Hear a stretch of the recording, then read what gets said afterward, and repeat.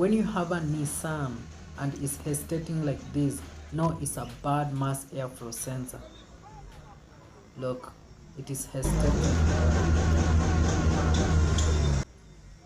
If you have a Nissan vehicle, this is the first culprit, mass airflow sensor.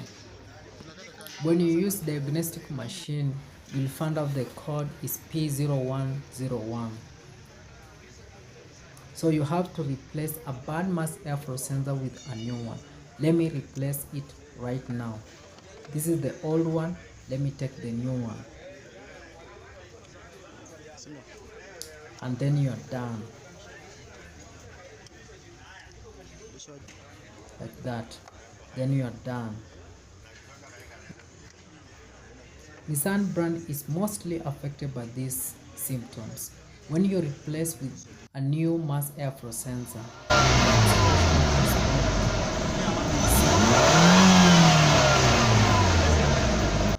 initial code is P0101.